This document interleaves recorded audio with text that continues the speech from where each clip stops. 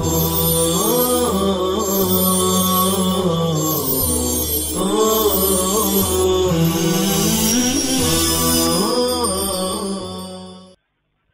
اللہ الرحمن الرحیم۔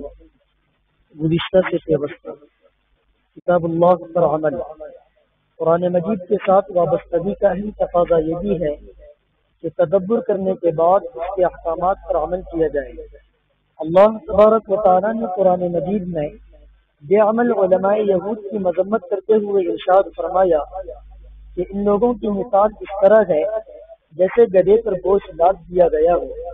اللہ تبارک و تعالیٰ سورہ جمعہ کی آیت نمبر 5 میں ارشاد فرماتے ہیں، جن لوگوں کو تورات پر عمل کرنے کا حکم دیا گیا کہ انہوں نے اس پر عمل نہیں کیا، ان کی مثال اس گدھے کی سی ہے جو بہت سی کتابیں لادے ہو۔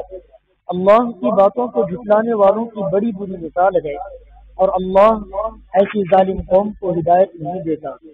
اس طرح اللہ تبارک و تعالیٰ نے سورہ بقرہ کی آیت نمبر 44 میں اس بات کو واضح فرمایا کہ انسان کو دوسروں کو اچھی بات کی تلقین کرنے کے ساتھ ساتھ خود بھی نیکی کے راستے پر چلنا چاہیے۔ چنانچہ ارشاد ہوا، کیا لوگوں کو بھلائیوں کا حکم کرتے ہو اور خود اپنے آپ کو بھول جاتے ہو، باوجود کہ تم کتاب پڑھتے ہو، کیا اتنی بھی تم میں سمجھ نہیں ہے؟ نمبر 5، قرآن مجید کی تبلیغ۔ قرآن مجید کے حوالے سے ہم پر یہ ذمہ داری بھی عائد ہوتی ہے ہم اس کے پیغام کا صحیح طریقے سے ابلاغ کریں۔ اللہ تبارک و تعالیٰ نے قرآن مجید کے مختلف مقامات پر انبیاء کرام علیہ السلام کی ذمہ داریوں میں اس بات کو بیان کیا کہ وہ اللہ تبارک و تعالیٰ کے دین کا ابلاغ کیا کرتے تھے، چنانچہ ان کی پیروی میں ہمیں بھی دین حق کا ابلاغ کرنا چاہیے۔ اللہ تبارک و تعالیٰ سورہ آل عمران کی آیت نمبر 110 میں ارشاد فرماتے ہیں، تم بہترین امت ہو جو لوگوں کے لیے پیدا کی گئی ہے، تم نیک باتوں کا حکم دیتے ہو اور بری باتوں سے روکتے ہو اور اللہ تعالیٰ پر ایمان رکھتے ہو۔ اگر اہل کتاب بھی ایمان لاتے تو ان کے لیے بہتر تھا، ان میں ایمان لانے والے بھی ہیں لیکن اکثر کو فاسق ہیں۔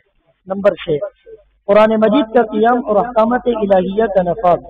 قرآن مجید کا قیام اور احکامات الہیہ کے نفاذ کے لیے کوشاں رہنا بھی ہم سب کی ذمہ داری ہے۔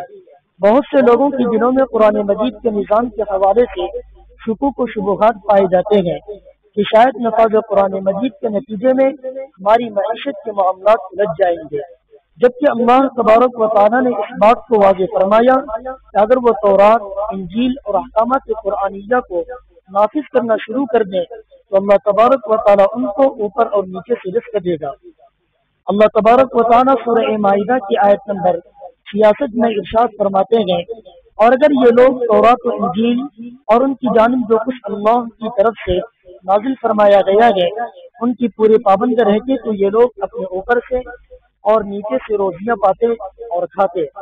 ایک جماعت تو ان میں سے درمیانہ روش کی ہے، باقی ان میں سے بہت سے لوگوں کے برے اعمال ہیں۔ قرآن مجید کے حوالے سے ہمیں ان تمام نکات کو مد نظر رکھتے ہوئے اپنی وابستگی اور ذمہ داریوں کو پورا کرنے کی کوشش کرنی چاہیے تاکہ ہم اللہ تبارک و تعالیٰ کی کتاب سے محبت اور وابستگی کا صحیح معنوں میں حق ادا کر سکیں۔ اللہ تبارک و تعالیٰ سے دعا ہے کہ وہ ہم سب کو قرآن مجید سے وابستگی اختیار کرنے کی توفیق عطا فرمائے۔ آمین یا رب العالمین۔